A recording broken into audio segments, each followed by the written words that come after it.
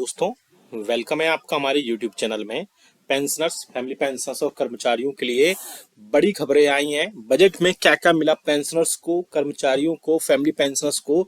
आप सभी को पता है कि बजट अब पेश हो चुका है। उसके बाद बहुत सारी चीजें हो रही हैं और बहुत सारी चीजें आगे भी होने वाली है। सारी अपडेट दूंगा मैं। साथ ही साथ 18 मंथ्स के एरियर्स पर जो ऐलान होने वाला था उसका क्या हुआ, पेंशन में बढ़ोतरी को लेकर के, नोशनल इंक्रीमेंट को लेकर के, साथ ही साथ 8वें वेतन आयोग को लेकर के जो चर्चाएं चल रही थी कि बजट में पेश होंगी, वो सब धरी की धरी रह गई और अब बजट पेश हो चुका है जिसमें कर्मचारियों, पेंशनर्स और फैमिली पेंशनर्स के लिए उसमें कुछ भी नहीं मिला है। तो क्या ये चीजें थी, सारी चीजें डिटेल में बात करेंगे। पूरी वीडियो को लास्ट से देखिए। साथ ही साथ इसमें पेंशनर्स के लिए आगे क्या चीजें हो सकती हैं और उनमें क्या उनको फायदा मिल सकता है, उन पर भी हम थोड़ा डिटेल में बात करेंगे। पूरी वीडियो को लास्ट तक देखिएगा और अगर चैनल पर पहली बार आए तो चैनल को फ्री में सब्सक्राइब जरूर करिएगा। सब्सक्राइब के ब्लैक बटन को प्रेस करके साथ ही साथ आप हमारी वीडियोस की लेटेस्ट इन्फॉर्मेशन के लिए घंटे के निशान को जरूर प्रेस करिएगा, तभी आपके पास हमारी वीडियोस की लेटेस्ट इन्फॉर्मेशन आ पाएगी और आप हमारी वीडियोस को इसी तरीके से आगे भी वॉच कर पाएंगे। आपको जानकारी एक लेकिन इन्फॉर्मेशन दे दूं, कर्मचारियों, पेंशनर्स और फैमिली पेंशनर्स के उनके पेंशनरी बेनिफिट से लेकर के सभी कर्मचारियों के लिए हम उनके पेंशनरी बेनिफिट के रिगार्डिंग बहुत सारी सर्कुलर्स, नोटिफिकेशंस और इन्फॉर्मेशन लेकर आते रहते हैं। साथ ही साथ आपको अगर आपके पेंशनरी बेनिफिट से रिलेटेड कोई अगर समस्या है, कोई डाउट है, अगर आपको पेंशन टाइम पर नहीं मिलती है तो आप हमें कमेंट बॉक्स में कमेंट करिएगा। हम नेक्स्ट वीडियो में उसको वहां पर जो है उसको सुलझाने की, आपकी जो भी प्रॉब्लम्स होगी उसको सॉल्व करने की पूरी कोशिश करेंगे। जी हाँ दोस्तों, सीधा मुद्दे पर लेकर चलते हैं। आप सभी को पता है कि बजट पेश हो चुका है। अब बजट के बाद में पेंशनर्स के लिए बहुत सारी चीजें थी और बहुत सारी चीजों पर बात हो रही थी कि 18 मंथ्स के डीए डीआर का जो बजट है या ओआरओपी का बजट है या पेंशन में 5-10% या 15% की बढ़ोतरी है, उन पर ये सारी चीजें हो सकती हैं। हालांकि यूनियंस और पेंशनर्स और फैमिली पेंशनर्स की जो फेडरेशन और यूनियंस थी, उनकी तरफ से ये सब प्रपोजल्स गए हुए थे। कई सारी डिमांड्स गई हुई थी जिनमें 18 मंथ्स के डीए डीआर था, साथ ही साथ ओल्ड पेंशन स्कीम का रिस्टोरेशन था और 8वें वेतन आयोग भी था। हालांकि 8वें वेतन आयोग पर गवर्नमेंट क्लियर पहले ही कर चुकी थी कि 8वां जो पे कमीशन है उस पर अभी सरकार ना ही मिनिस्ट्रियल और ना ही इंटर मिनिस्ट्रियल किसी भी टाइप से कोई भी बातचीत कर रही है। हालांकि ये सरकार ने रिटर्न में दिया था, संसद में ये क्वेश्चन पूछा गया था, उसमें ये सारी चीजें बोली गई थी, लेकिन गवर्नमेंट ने ये कभी भी क्लियर नहीं बोला। आपको फिर से मैं एक जानकारी के लिए बात बता दूं, जो लोग ये बोल रहे हैं कि 8वां वेतन आयोग नहीं आएगा, तो मैं उनको सभी को बता देता हूं कि 8वां वेतन आयोग पर गवर्नमेंट की तरफ से कभी भी क्लियरली इंस्ट्रक्शन नहीं दिए गए थे कि 8वां वेतन आयोग नहीं आएगा। बस जून के मंथ में या फिर बोल सकते हैं कि पिछले मंथ में ये सारी चीजें बोली गई थी कि 18 मंथ जो आपका 8वां वेतन आयोग है उन पर अभी चर्चा नहीं हो रही है, अभी इस पर चर्चा करना बहुत ही जल्दबाजी होगी। हालांकि यूनियन की तरफ से भी कई सारी चीजों पर उसमें बात की गई थी, जिसमें हम थोड़ा सा बात कर लेते हैं। आप देख सकते हैं शिव गोपाल मिश्रा जी हैं जो कि महामंत्री हैं all India railway men's federation के। इन्होंने भी काफी कुछ बोला था कि रेलवे बजट से लगभग 13 लाख कर्मचारियों को भी काफी उम्मीदें हैं। सरकार पुरानी पेंशन योजना की बहाली पर विचार कर सकती है। वहीं इस बजट में 8वें वेतन आयोग के गठन पर भी सरकार कर्मचारियों और पेंशनर्स को उसके ऐलान की उम्मीद है। हालांकि इन सभी यूनियंस और फेडरेशन ने लगातार इसके रिगार्डिंग बहुत सारी बातें की थी, बहुत सारी बातचीत, उनको रिक्वेस्ट भेजी गई थी, बहुत सारे चार्टर डिमांड्स भेजे गए थे जिनमें ये सारी चीजें थी, जिनमें 8वें वेतन आयोग का भी इशू था। साथ ही साथ इसके अलावा जो 18 मंथ्स के डीए डीआर था वो भी था और पेंशन में जो एनुमरीज है और या नोशनल इंक्रीमेंट्स है या कम्यूटेशन पेंशन में जो बदलाव है उसको लेकर भी कई सारी चीजें पर बात की गई थी, लेकिन ये सब चीजें अब क्लियर नहीं हो पाई हैं और फाइनली पेंशनर्स और फैमिली पेंशनर्स को इसमें कुछ भी नहीं मिला है। हाँ, आगे आने वाले दिनों में जो चीजें होंगी वो बहुत क्लियर होंगी, क्योंकि सरकार जो है इसमें बहुत सारी चीजें ऐड कर सकती है। 18वें वेतन आयोग 18वें जो का एरियर्स है उस पर अभी बहुत सारी चीजें नहीं हो सकती हैं, लेकिन जो 8वां वेतन आयोग है उसमें बहुत सारी चीजें हो सकती हैं। और इसके अलावा 8वें वेतन आयोग पर पहले भी कई सारी चीजें चर्चा की जा सकती है और इसके अलावा एक कमेटी भी बनाई जा सकती है इसमें लास्ट मंथ तक, नवंबर दिसंबर तक, जिसमें आपके कमेटी बनाए जाने के बाद में उसमें रिकमेंडेशंस आपको होंगे 8वें वेतन आयोग के और उसके बेसिस पर फिटमेंट फैक्टर तय किया जा सकता है। आपको जानकारी के लिए बता दूं या आप सभी को मैं पहले अपने प्रीवियस वीडियोस में भी बता चुका हूं कि 8वें वेतन 7 सीपीसी में आपका जो फिटमेंट फैक्टर था वो 2.57 था और उसी के बेसिस पर आपकी सैलरी, पेंशन और फैमिली पेंशन तय होती थी। और अब उसी हिसाब से अब 8वें वेतन आयोग में भी फिटमेंट फैक्टर तय हो सकता है जो कि 3.68 गुना तक जा सकता है। अभी मीडिया में जो खबरें आ रही थी वो मैं बता रहा हूँ, लेकिन इसके अलावा और भी कई सारे चीजों पर पे रिवीजन हो सकता है, चाहे वो ऑटोमेटिक पे आपकी जो बढ़ने वाली सैलरी हो, ऑटोमेटिक पे प्रोटेक्शन हो, या बहुत सारी चीजें हैं जिनमें अभी बात करना जल्दबाजी होगी। लेकिन 8वें वेतन आयोग का गठन पर कभी भी गवर्नमेंट ने इस क्लियरली इंस्ट्रक्शन नहीं दिए थे कि अब 8वां वेतन आयोग नहीं आएगा। उन्होंने बस ये बोला था कि अब इस टाइम पे इस पर चर्चा नहीं हो रही है। अब बात करते हैं पेंशन में 5, 10, 15% बढ़ोतरी को लेकर के। तो आगे आने वाले दिनों में इसमें एक बहुत ही इंपॉर्टेंट मीटिंग हो सकती है, जिसमें बजट के अलावा बहुत सारी चीजें होंगी। जैसे बजट हो चुका है, उसमें पेंशनर्स फैमिली पेंशनर्स के लिए कुछ खास नहीं आया था, जिसमें युवाओं की बातचीत की गई थी और फ्यूचर की सारी चीजें पर डिस्कशन हुआ था। लेकिन कर्मचारियों पेंशन और फैमिली पेंशन के जो बेसिक में बढ़ोतरी को लेकर के जो चर्चाएं हैं वो फिर से अब आगे जो है तेज होंगी, क्योंकि आगे एक कैबिनेट बैठक हो सकती है जिसमें मिनिस्ट्री ऑफ फाइनेंस के डिपार्टमेंट ऑफ एक्सपेंडिचर के अधिकारी, साथ ही साथ यूनियंस ऑफ फेडरेशन के अधिकारी और डीओपीटी के अधिकारी इस मीटिंग में हो सकते हैं। और साथ ही साथ कैबिनेट सेक्रेटरी की अध्यक्षता में ये मीटिंग हो सकती है, जिसमें 18 मंथ्स के डीए डीआर के एरियर्स के अलावा पेंशन में जो 5, 10 और 15% की बढ़ोतरी है उस पर चर्चा हो सकती है। साथ ही साथ कर्मचारियों पेंशन और फैमिली पेंशन के लिए उसमें और भी कई सारे इश्यूज हो सकते हैं। इसके अलावा उसमें फिटमेंट फैक्टर पर भी बात हो सकती है, क्योंकि 8वें वेतन आयोग में जो फिटमेंट फैक्टर आएगा वही सबसे क्रूशियल रोल प्ले करेगा कि आपकी पेंशन किस हिसाब से होगी। क्योंकि अगर आप फिटमेंट फैक्टर 3.68 गुना तक जाता है तो आपकी बेसिक पेंशन जो है 16,000 रुपए तक हो सकती है, 15 भी हो सकती है। और इसके अलावा जो कर्मचारियों की बेसिक सैलरी है 18,000 रुपए, उसमें फिटमेंट फैक्टर 3.68 गुना तक होता है तो उसमें 26,000 रुपए तक बेसिक तक पहुंच सकता है। हालांकि इन सब चीजें में अभी बिल्कुल क्लियर कहना बहुत ही जल्दबाजी होगी, क्योंकि ये सब चीजें अभी क्लियर नहीं हो रही हैं। इसके अलावा नेशनल इंक्रीमेंट जो है, आप सभी को पता है कि जो लास्ट वर्किंग डे को रिटायरमेंट होते हैं 30 आपकी जुलाई में और साथ ही साथ 31 दिसंबर को, तो ऐसे में उन पेंशनर्स को अपना नेक्स्ट इंक्रीमेंट नहीं मिलता है एक दिन के चलते। तो उसी के चलते भी बहुत सारे पेंशनर्स और कर्मचारियों ने रिक्वेस्ट की थी सरकार से, तो उन सभी पेंशनर्स को वहां पर सभी को जो है नेशनल इंक्रीमेंट दिया जाना चाहिए और कर्मचारियों पेंशनर्स के लिए ये सारी चीजें उसमें ऐड होनी चाहिए। क्योंकि नेशनल इंक्रीमेंट से, क्योंकि आप अगर 6 महीने पूरे वर्किंग डे हैं और आपको सिर्फ एक दिन की वजह से अगर आपको इंक्रीमेंट नेक्स्ट नहीं मिल रहा है तो उसके चलते आपको नेशनल इंक्रीमेंट मिलना ही चाहिए। साथ ही साथ कम्यूटेशन की बात करें अगर, तो कम्यूटेशन 15 साल के लिए होता है, लेकिन अब जो है पेंशन और सरकारी कर्मचारियों की हमेशा से ये डिमांड रही है कि कम्यूटेशन पेंशन को 15 साल से बड़ा कम करके 12,000 या 12 साल या 10 साल तक लेकर आना चाहिए, जिससे उनका काफी हद तक पैसे सेव हो सकें। लेकिन आप हमें कम्यूटेशन पेंशन पर और भी सुझाव दे सकते हैं, जिनको हम नेक्स्ट वीडियो में लेकर जरूर आएंगे। अगर आप भी 18 मंथ्स डीए और डीआर के एरियस पर पेंशन में 5, 10 और 15% की बढ़ोतरी, साथ ही साथ नेशनल इंक्रीमेंट और पेंशन में जो कम्यूटेशन होता है उस पर जो भी आपके सुझाव है वो हमें जरूर दे दीजिएगा। हम आपको नेक्स्ट वीडियो में उन सब चीजों पर चर्चा करके आपको पूरा एक डायरेक्टली बहुत अच्छा सा वीडियो अपलोड कर देंगे, जिससे आपके सारे डाउट्स वहां पर क्लियर हो सकते हैं। ये सब चीजें आगे आने वाले दिनों में बहुत ज्यादा चीजें क्लियर हो जाएंगी। साथ ही साथ फिक्स्ड मेडिकल अलाउंसेस पर भी कई सारी चीजों पर अपडेट देखने को मिल सकती है। आप हमें कमेंट करके जरूर बताएगा आपको वीडियो कैसा लगा, और आप जो भी आपके रिव्यूज हैं, आपके राइस हैं या आपके हेलो दोस्तों, वेलकम है आपका हमारे यूट्यूब चैनल में। Pensioners, family pensioners as well as कर्मचारियों को कई सारे बड़े अपडेट्स आए हैं, जिनमें सरकारी पेंशनर्स को बहुत बड़ा तोहफा मिला है। सीधा 25,000 रुपए तक का फायदा सालाना मिलने वाला है।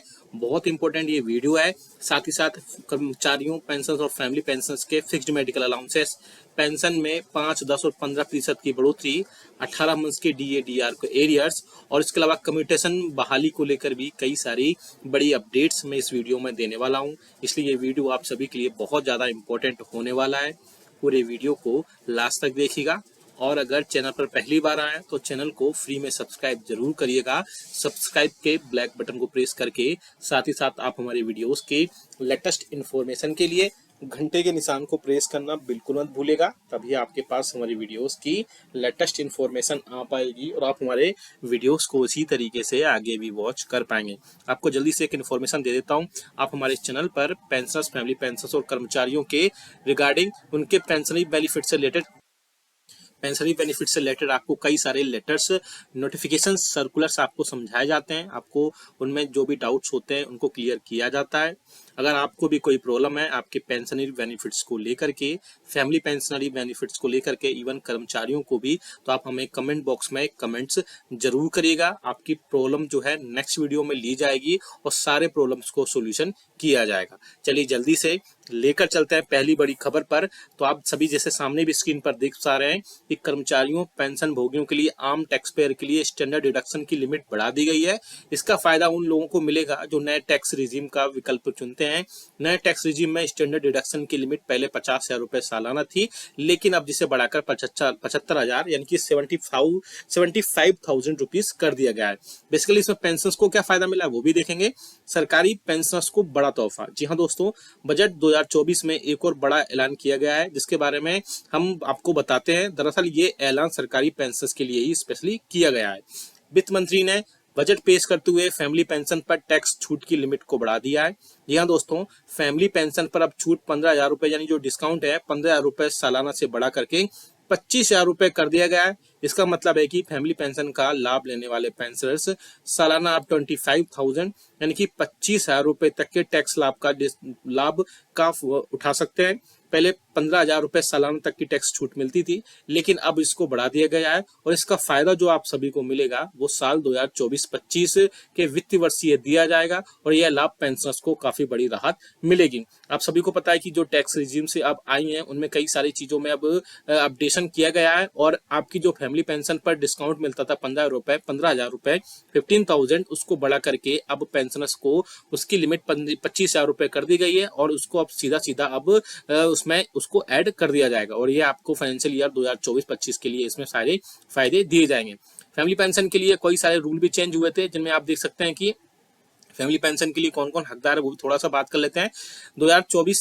2004 से पहले जिन कर्मचारियों की भर्ती सीसीएस पेंशन नियम 1972 के अनुसार हुई थी, ऐसे में कर्मचारियों की मृत्यु होने पर उसके परिवार को पेंशन दी जाती है।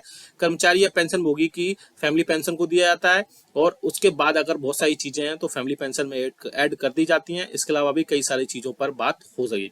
इसके अलावा एक इंपॉर्टेंट मीटिंग हुई है, जो विज्ञान भवन नई दिल्ली में मीटिंग हुई है, जिसमें आप देख सकते हैं सामने स्क्रीन पर पेंशन भोगी संगठनों की मांग को लेकर के एक बड़ी बैठक नई दिल्ली विज्ञान भवन में आयोजित की गई थी। इस बैठक में पेंशन भोगी संगठनों के साथ साथ केंद्रीय मंत्री मिस्टर जितेंद्र सिंह और केंद्र सरकार के विभिन्न विभागों के प्रतिनिधि मंडलों ने भाग लिया। और इस मीटिंग में अब क्या क्या हुआ है, कौन कौन से मुद्दों के ऊपर मुहर लगी है और कौन कौन से आपके जो इश्यूज थे, वो मुद्दे थे, वो खारिज किए गए हैं, इसके मिनट्स केंद्र सरकार की तरफ से जारी कर दी गए हैं और सभी पेंशन भोगी संगठनों को प्रतिनिधियों को भी भेज दिए गए हैं और सभी पेंशन भोगियों के बारे में अवगत के बारे में इन सब चीजों में हम बात करेंगे। पहला है कि पेंशनर्स का जो हेल्थ चेकअप है एनुअली, उस पर भी बात हुई है। 65 साल से 5% अतिरिक्त पेंशन का फायदा, उस पर भी इस मीटिंग में बात हुई। एफएमए में बढ़ोतरी को लेकर बात हुई। साथ ही साथ फिक्स्ड मेडिकल के लिए फिक्स्ड मेडिकल अलाउंसेस की मंजूरी को लेकर भी बात हुई।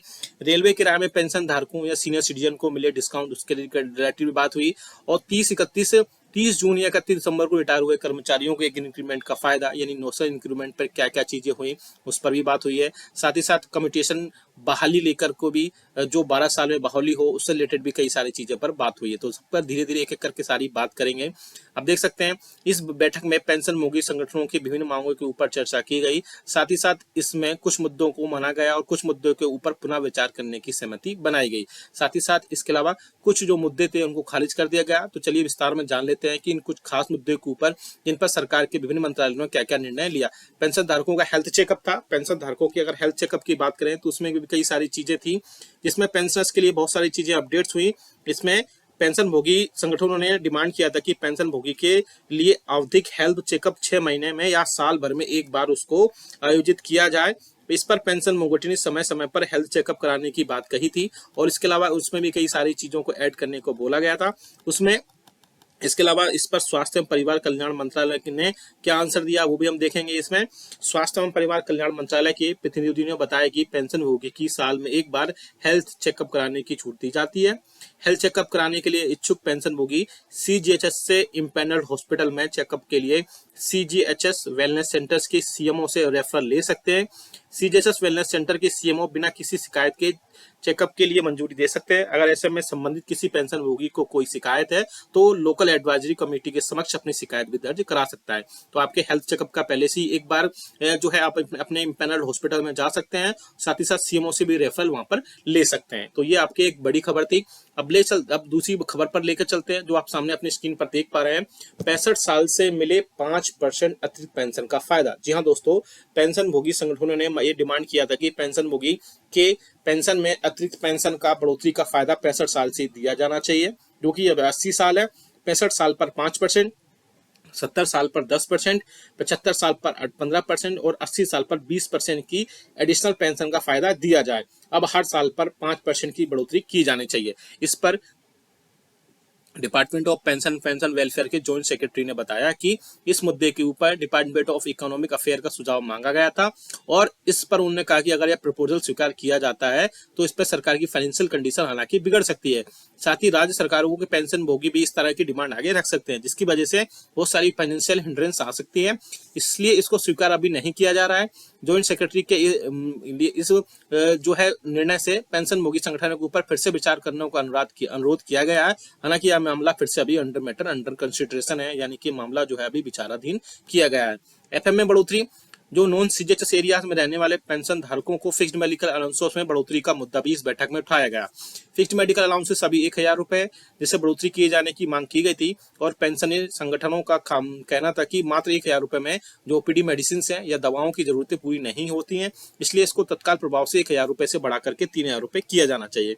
इस पर स्वास्थ्य एवं परिवार कल्याण मंत्री के जॉइंट सेक्रेटरी ने कहा कि इस मुद्दे का परीक्षण budget division of department of economic affair and department of expenditure के साथ किया गया और यहाँ पर उन्होंने कहा कि 7 सीपीसी के जो सिफारिश है यानी रिकमेंडेशन है उसके अनुसार 1 जुलाई 2017 से फिक्स्ड मेडिकल अलाउंसेस है उसको 1000 रुपए रिवाइज किया गया था। ऐसे में अभी फिर से मांग बढ़ाने के ऊपर सरकार का भी फिलहाल कोई विचार नहीं है, लेकिन फिर भी पेंशन भोगी संगठनों ने इस पर पुनः विचार करने की मांग की है और मामला अभी फिर से मैटर अंडर कंसिडरेशन है। लेकिन जल्द से जल्द इस पर कोई ना कोई अभी सारी चीजें अपडेट होंगी और पेंशनर्स के लिए फिक्स्ड मेडिकल अलाउंसेस पर एक बढ़ोतरी देखने को मिल सकती है। आगे आप देख सकते हैं, आगे रेलवे के किराए में पेंशनरों के लिए क्या क्या चीजें मिल सकती है उससे भी रिलेटेड है। पेंशन भोगी संगठनों ने रेलवे मंत्रालय के प्रतिनिधियों से डिमांड किया कि रेलवे किराए में पेंशन धारकों को जो पहले की तरह डिस्काउंट मिलते थे वह फिर से उसको बहाल या रिस्टोर किया जाना चाहिए। इस पर रेलवे मंत्रालय ने कहा कि रेलवे यात्रियों के लिए रेलवे में करीब लगभग 59,837 करोड़ की छूट देता है। अगर प्रति व्यक्ति देखा जाए तो 53% की रेलवे में छूट दी जाती है।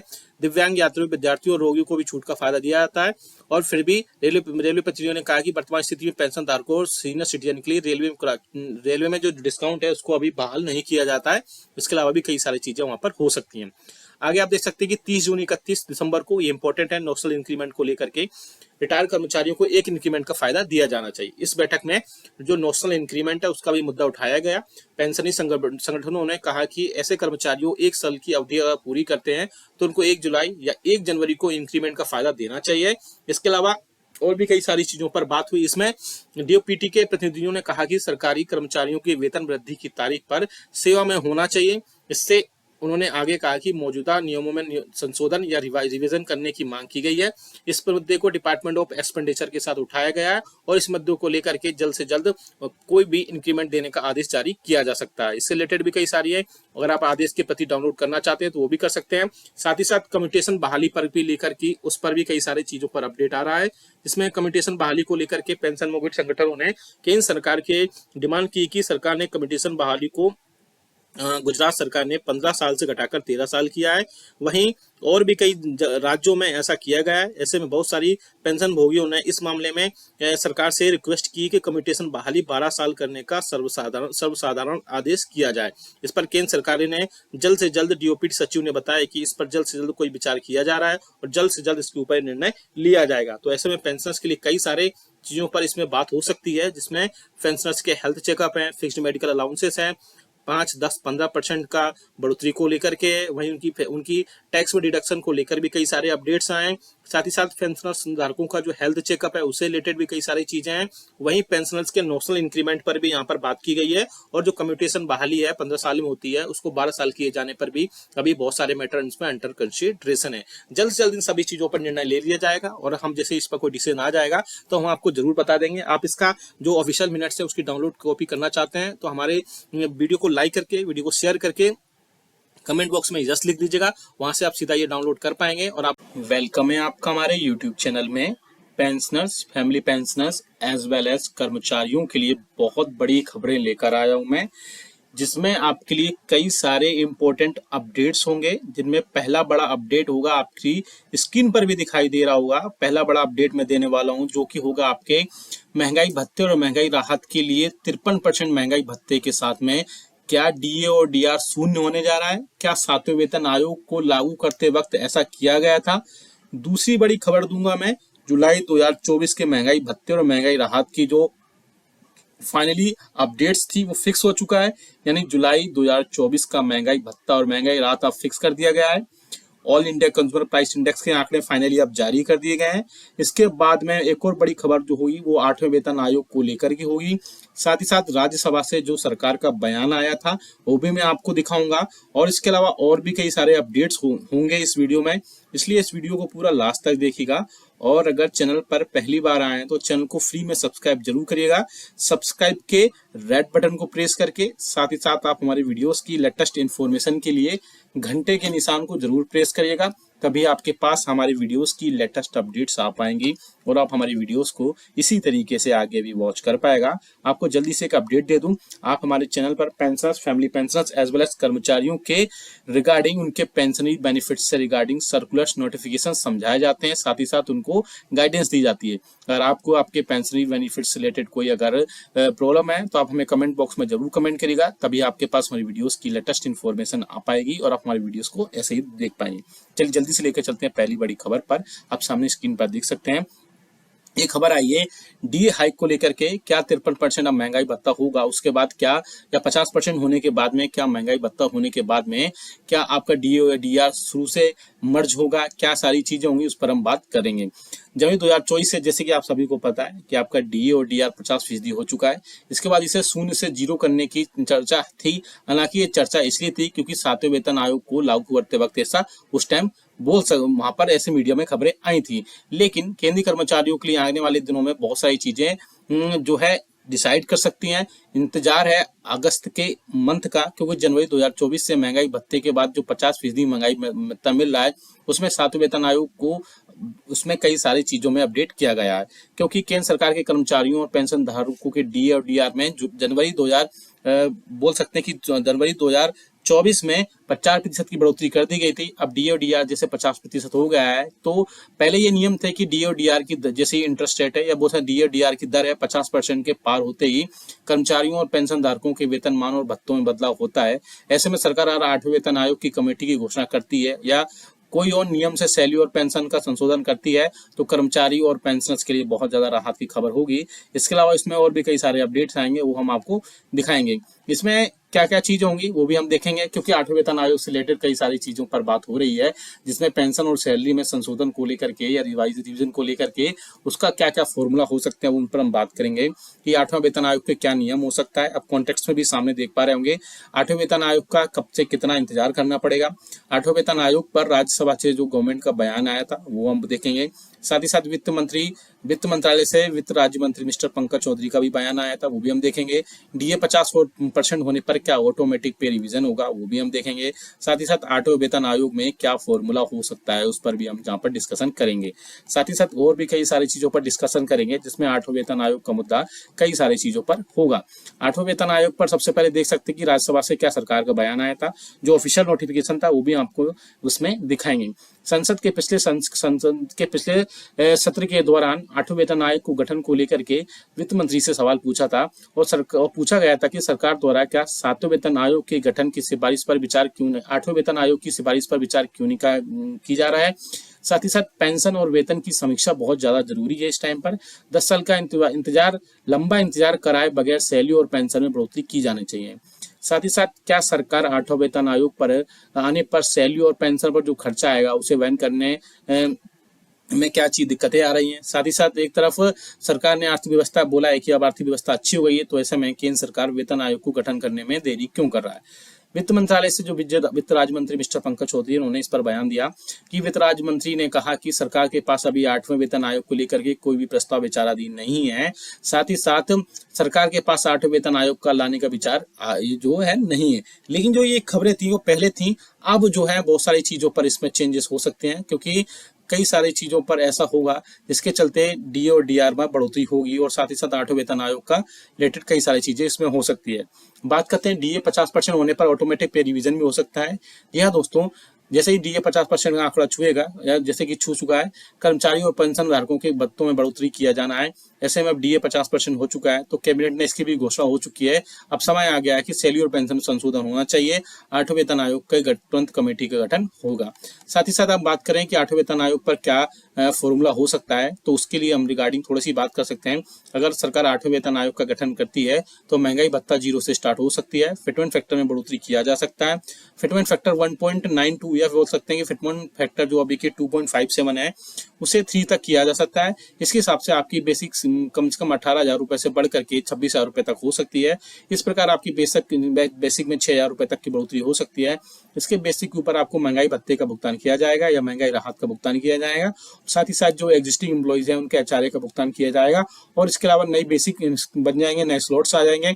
इससे आपकी सैलरी और पेंशन में काफी सारा देखने को मिल सकता है। सामने आप देख सकते हैं जो क्वेश्चन राज्यसभा में पूछा गया था 8वें वेतन आयोग से रिलेटेड, इसमें आप देख सकते हैं ये ऑफिशियल नोटिफिकेशन है जिसमें 7वें वेतन आयोग के बाद में 8वें वेतन आयोग की चीजें बात की गई थी, जिसमें सरकार ने बोला था कि 7वें वेतन आयोग के आधार पर वेतन और भत्तों में संशोधन को अनुमोदन देते समय केंद्रीय मंत्रिमंडल इस पर कोई विचार नहीं है। साथ ही साथ 8वें वेतन आयोग के लेकर के अभी सरकार के पास कोई प्रस्ताव नहीं है। ये चीजें लेकिन पहले की हैं, नोटिफिकेशन भी पहले का है, लेकिन मैंने आपको बताने के लिए यहाँ पर कंसिडर कर लिया है। यहाँ पर अब बात करते हैं जुलाई 2024 के महंगाई भत्ते और महंगाई राहत को लेकर के। उसके लिए all India consumer price index का डेटा अब पब्लिश कर दिया गया है। थोड़ी देर से ही सही, लेकिन अब फाइनली उसको पब्लिश कर दिया गया है और पब्लिश होने के बाद में उसमें अच्छी खासी बढ़ोतरी देखने को मिली है। अब सामने नोटिफिकेशन देख सकते हैं गवर्नमेंट ऑफ इंडिया के ministry of labour and employment के लेबर ब्यूरो की तरफ से ये 5 तारीख को पब्लिश किया गया था, जिसमें consumer price index industrial worker June 2024 जारी कर दिया गया है। यानी कि अब आपका जुलाई 2024 से महंगाई भत्ता और महंगाई राहत कितना आपको मिलेगा वो कंफर्म कर दिया गया है। इसमें हम बात करें कि जो all India consumer price index का डेटा है वो आप पॉइंट नंबर 2 में देख सकते हैं, जिसमें क्लियरली मेंशन किया गया है the all India consumer price index for June 2024 increased by 1.5 point and stand at 141.4। इसके अलावा इन्फ्लेशन में भी कई सारी चीजों में चेंजेस हुई हैं, आप देख सकते हैं इस ग्राफ में। अब हम बात करें जो डेटा निकल कर आया उसको ऑफिशियल डीए कैलकुलेटर में पुटअप करेंगे, जिससे हमें क्लियरली सारी चीजें हो जाएंगी आपको जुलाई 2024 में कितने प्रतिशत महंगाई भत्ता और महंगाई राहत यहाँ पर मिल सकता है। बात करते हैं यहाँ पे आप देख सकते हैं जनवरी, फरवरी, मार्च, अप्रैल, मई, साथ ही साथ जून का भी डेटा हम दिखाएंगे। जिस हिसाब से यहाँ पर महंगाई भत्ता और महंगाई राहत में अभी तक बढ़ोतरी हो रही थी, तो आप यहाँ देख सकते हैं जनवरी में जो डेटा आया था उसके बेसिस पर आपका इतना प्रतिशत महंगाई भत्ता था। अब बात करते हैं लास्ट का जो डेटा निकल कर आया है, वो डेटा निकल कर आया आप सामने देख सकते हैं जून 2024 में बढ़ोतरी होने के बाद में 141.4 और इसके बेसिस पर आपका महंगाई भत्ता और महंगाई राहत 53.36% है, जिसके जो कि 53% आपका हो गया है। यानी कि अब आपके महंगाई भत्ता जुलाई 2024 से 53% हो गया है। ऐसे करने से आपको 3% बढ़ोतरी होगी, लेकिन ये बढ़ोतरी थोड़ी कम है क्योंकि अभी प्रीवियस जो इंस्टॉलमेंट्स थी डीए और डीआर की उसमें 4% तक बढ़ोतरी हो रही थी, लेकिन अब 3% की महंगाई भत्ते और महंगाई राहत में बढ़ोतरी कंफर्म हो चुकी है। ऐसे में आप क्या सोचते हैं हमें कमेंट करके जरूर बताएगा कि 3% की बढ़ोतरी क्या सफिशिएंट है कर्मचारियों के लिए, पेंशनर्स के लिए या फैमिली पेंशनर्स के, या फिर उसमें और ज्यादा बढ़ोतरी होनी थी। साथ ही साथ अगर आपको आपके 8वें वेतन आयोग से रिलेटेड कोई अगर आपके डिस्कशन है, कोई सुझाव है तो वो भी दीजिएगा। साथ ही साथ डीए और डीआर की मर्जिंग की जो बात चल रही है उस पर भी हम आपको अपडेट दिलाकर देते रहेंगे। ये वीडियो अच्छा लगा तो लाइक करिएगा, शेयर सभी के साथ करिएगा। ऐसे न्यूज इन्फॉर्मेशन अपडेट्स के लिए चैनल को भी फ्री में सब्सक्राइब कर लेगा। मिलते हैं आपको नेक्स्ट वीडियो में। Thank you so much. Welcome है आपका हमारे YouTube चैनल में। पेंशनर्स, फैमिली पेंशनर्स और कर्मचारियों के लिए उनके फिक्स्ड मेडिकल अलाउंसेस, साथ ही साथ पेंशनर्स के और फैमिली पेंशनर्स के उनकी पेंशन में एरियर्स को लेकर के बहुत बड़ा अपडेट देने वाला हूं। एक इंपॉर्टेंट लेटर भारत सरकार के वित्त मंत्रालय के व्यय विभाग के केंद्रीय पेंशन लेखा आयोग यानी कि गवर्नमेंट ऑफ इंडिया के मिनिस्ट्री ऑफ फाइनेंस के डिपार्टमेंट ऑफ एक्सपेंडिचर के सेंट्रल पेंशन अकाउंटिंग ऑफिस की तरफ से एक इंपॉर्टेंट ऑफिस मेमोरेंडम जारी कर दिया गया है। जी हाँ दोस्तों, जिससे कि आपकी फिक्स्ड मेडिकल अलाउंसेस और आपकी जो पेंशन में एरियर के इम्प्लीमेंटेशन से रिलेटेड एक बहुत ही बड़ी मीटिंग हुई, जो कि मीटिंग होने के बाद में वहां पर बहुत सारे चीफ कंट्रोलर आए पेंशन के और बहुत सारी चीजें उसमें डील हुई, तो जिससे पेंशन आपके खातों तक सही पहुंचे, आपके एरियर्स आपको टाइम पर मिले और इसके अलावा और भी कई सारी चीजों पर डिस्कशन हुआ। पूरा डिटेल में जानेंगे हम। सामने आप नोटिफिकेशन भी देख रहे होंगे जो कि मैंने बताया किसकी तरफ से जारी किया गया है। साथ ही साथ और उस मीटिंग में क्या क्या हुआ, कौन कौन से डिसीजन लिए गए आपके वेलफेयर से रिलेटेड या आपके बहुत सारी चीजों से रिलेटेड, वो भी हम इस वीडियो में बात करेंगे। इसके अलावा आपके बहुत सारे पेंशन ऐसे हैं जिनको अभी पता ही नहीं है कि उनकी पेंशन में बहुत सारे एरियर्स जुड़ने होते हैं या बहुत सारे एरियर्स उनको मिलने होते हैं। तो उसी के रिगार्डिंग हम बात करेंगे कि वो कौन कौन से अपने सारे डॉक्यूमेंटेशन करके अपना एरियर्स ले सकते हैं और कौन कौन से पेंशन के एरियर्स के अलावा फिक्स्ड मेडिकल अलाउंसेस पर भी बहुत सारी चीजें हो सकती हैं। एक बड़ी वर्चुअल मीटिंग हुई जिसमें कई सारे लोग इकट्ठा हुए और उसमें एक मीटिंग जो ही वो चीफ कंट्रोलर हैं पेंशन डिपार्टमेंट्स के चेयरपर्सन के रूप में उनको लिया गया और उस मीटिंग में कई सारी चीजों पर बात की गई, जिसमें पेंशन के जो एरियर्स हैं जो पीएओ की तरफ से सीपीएओ लेवल पर जारी किए जाते हैं उन सब पर भी वहां पर बात हुई, जो कि आप नोटिफिकेशन सामने देख सकते हैं। पूरा डिटेल में जानेंगे, वीडियो थोड़ा बड़ा हो जाएगा लेकिन आप पूरा डिटेल में जानेगा, सारी चीजें डिटेल में जानेंगे। बने रहिए आप हमारे चैनल पर। इसी तरीके से आपसे एक अपील करना चाहूंगा कि आप अगर हमारे चैनल अभी तक फ्री में सब्सक्राइब नहीं किया है तो चैनल को फ्री में सब्सक्राइब जरूर कर लीजिए। सब्सक्राइब के ब्लैक बटन को प्रेस करके साथ ही साथ आप हमारे वीडियोस की लेटेस्ट इन्फॉर्मेशन और लेटेस्ट अपडेट्स के लिए घंटे के निशान को प्रेस करना बिल्कुल मत भूलिएगा, तभी आपके पास हमारी वीडियोस की लेटेस्ट अपडेट्स आ पाएंगी और आप हमारी वीडियोस को इसी तरीके से आगे भी वॉच कर पाएंगे। आपको इन्फॉर्मेशन के लिए एक अपडेट दे दूं, पेंशनर्स और फैमिली पेंशनर्स से रिलेटेड, हमारे वेलफेयर से रिलेटेड हमारे चैनल पर कर्मचारियों और पेंशनर्स के जितने भी डाउट्स होते हैं, चाहे वो पेंशन बेनिफिट्स हो या फिर अदर बेनिफिट्स हो, उनसे रिलेटेड अगर आपको कोई डाउट है तो हमें कमेंट बॉक्स में कमेंट करिएगा। हम नेक्स्ट वीडियो में उनको वहां पर अपडेट करने के लिए पूरी जो भी इंफॉर्मेशन होगी वो उनको अपडेट कर देंगे। सामने आप एक नोटिफिकेशन देख पा रहे हैं, चलो जल्दी से देख लेते हैं, फिर बाद में और भी इंफॉर्मेशन है वो भी देखेंगे और इस मीटिंग में क्या क्या हुआ। आप देख सकते हैं ऑफिस मेमोरेंडम जारी किया गया है मिनिस्ट्री ऑफ फाइनेंस के डिपार्टमेंट ऑफ एक्सपेंडिचर की तरफ से, जिसमें आप देख सकते हैं सब्जेक्ट में implementation of arrear of pension and fixed medical allowances, यानी आपके फिक्स्ड मेडिकल अलाउंसेस और पेंशन के जो एरियर्स हैं उसके इम्प्लीमेंटेशन को लेकर ये सर्कुलर जारी किया गया है। साथ ही साथ उसमें जो मीटिंग हुई, जो बैठक हुई, उसमें क्या चीजें हुई वो भी हम बताएंगे। आप देख सकते हैं यहाँ पर a virtual meeting on the aforementioned subject was conveyed on under the chairperson of chief controller pension. जैसे कि मैंने आपको बताया कि आपकी जो चेयरपर्सन थे उस मीटिंग में वो चीफ कंट्रोलर थे पेंशन के। इसके अलावा और भी कई सारी चीजें हुई जिसमें इन पर बहुत सारी चीजों पर अपडेशन दिया गया। क्या क्या चीजें हुई वो हम जानेंगे इस वीडियो में। 60 लाख पेंशन धारकों के लिए खुशखबरी, एरियर्स और फिक्स मेडिकल अलाउंसेस को लेकर बड़ा तोहफा जारी। आपको बता दूं कि पेंशन धारकों के ईपीपीएफ में फिक्स्ड मेडिकल अलाउंसेस और एरियर्स का कॉलम ना रहने से उनको समझ में नहीं आता था कि उनको कितना एरियर मिला है, कितना मिलने वाला है। साथ ही साथ उनको यही नहीं पता चलता था कि फिक्स्ड मेडिकल अलाउंसेस या उनके जो एरियर्स हैं उनकी क्या सिचुएशन है, क्या है। इस समस्या को, पेंशन धारकों की इस समस्या को केंद्र सरकार ने अब निजात कर दिया है। इसमें हम बात करेंगे पेंशन धारकों की अब नहीं होगी सुविधा, ईपीपीओ में क्या क्या शामिल किया जाएगा, बैठक में क्या क्या निर्णय लिए गए, इस तारीख तक सिस्टम में बदलाव करना है, यानी किस तारीख तक सारी चीजों से बदलाव करना है। साथ ही साथ मैनुअल जो प्रक्रिया है उससे भी वहां पर एक बड़ी निजात मिलेगी, वो भी हम यहाँ पर देखेंगे। वित्त मंत्रालय के डिपार्टमेंट ऑफ एक्सपेंडिचर के अंतर्गत सीपीएओ के द्वारा 65 लाख पेंशन धारकों के लिए शानदार तोहफा जारी कर दिया गया है। अब पेंशन भोगियों के ईपीपीएफओ में फिक्स मेडिकल अलाउंसेस और एरियर का कॉलम भी जुड़ेगा, जिससे पेंशन और फैमिली पेंशन को बहुत ज्यादा राहत वहां पर मिलेगी। और इसके अलावा अब पेंशन धारकों को नहीं होगी सुविधा, क्या क्या असुविधा नहीं होगी वो भी हम जानेंगे यहाँ पर। इसके माध्यम से पेंशन भोगी अपने फिक्स्ड मेडिकल अलाउंसेस और एरियर की जानकारी कुछ सेकंडों में प्राप्त कर सकते हैं। सीपीएओ द्वारा सभी पेंशन भुगतान करने वाले बैंकों के सीपीसीसी के प्रमुख हेड को आदेश दिया गया है कि वे अपने सिस्टम को इस प्रकार से अपग्रेड कर लें ताकि पेंशन धारकों को किसी भी तरह की सुविधा ना हो। तो आप देख सकते हैं कि आपके लिए जितने भी वहां पर बाकी चीजें होती है उन सब चीजों के लिए सीपीसीसी को एक इम्पोर्टेंट अपडेट दिया गया है, यानी सीपीसीसी हेड यानी आपके पेंशन के हेड्स को सभी एक इम्पोर्टेंट अपडेट दे दिया गया है। इसके तहत उनको बोला गया है कि आपकी जो भी उनके सिस्टम है उसको अपग्रेड किया जाए। साथ ही साथ अपग्रेड करने के बाद वहां पर सारी चीजें पेंशन को बताई जाएं, जिससे पेंशन धारकों को कोई भी सुविधा वहां पर कोई भी असुविधा का वहां ना हो और पेंशन को चंद सेकंड्स में सारी चीजें मिल सके। ईपीपीओ में क्या क्या शामिल किया गया है वो भी आप देख सकते हैं। सीपीएओ ने बताया कि भविष्य में पेंशन धारकों के फिक्स्ड मेडिकल अलाउंसेस और उनके एरियर के जुड़े सभी केस, जो भी कितने भी केस होंगे सारे, यानी जो भी इश्यूज होंगे डिजिटली रूप में भेजे जाएंगे। अब पेंशन धारकों के ईपीपीओ में फिक्स मेडिकल अलाउंसेस और एरियर का कॉलम रहेगा, जिससे पेंशन भोगी इन बातों से अवगत रहेंगे।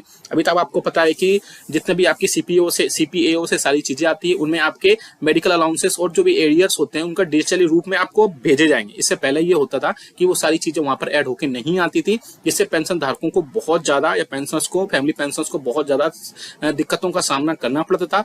अब ये सारी चीजें नहीं होंगी और फिक्स मेडिकल अलाउंसेस और एरियर्स का कॉलम आ जाएगा, जिससे सारी, और इसके अलावा सीपीआईओ आपके जितने भी केस होंगे वो सारी चीजें टैली करेंगे और टैली करने के बाद वहां पर आपको सारी चीजें एक ही साथ वहां पर ली जाएंगी।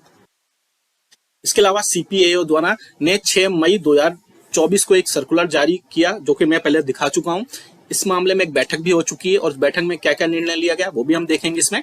इस बैठक में पेंशन एरियर और फिक्स्ड मेडिकल अलाउंसेस को लेकर एक बहुत ही डिटेल्ड डिस्कशन किया गया और उसके बाद ये निर्णय लिया गया कि इन्हें ईपीपीओ में शामिल कर दिया जाए, ताकि पेंशन भोगियों को पेंशन के सारी चीजें उनको अवगत हो सके, उनको कितना एरियर मिलता है, कितना मिलने वाला है, कितना फिक्स्ड मेडिकल अलाउंसेस बढ़ रहा है, और भी एरियर्स कितना है, और भी बाकी सारी चीजें जो हैं वो सारी चीजें उस सर्कुलर में मैंने आपको बताया। जो सर्कुलर मैंने पहले मिनिस्ट्री ऑफ फाइनेंस का डिपार्टमेंट ऑफ एक्सपेंडिचर का बताया था, उसमें ये सारी चीजें वहां पर मेंशन की गई थी। अगर आप भी उसको डाउनलोड करना चाहते हैं तो कमेंट बॉक्स से यस लिखेगा, वहां से सीधा डाउनलोड कर पाएंगे। और भी चीजें हैं उसमें, वो भी डिटेल में मैं बताऊंगा।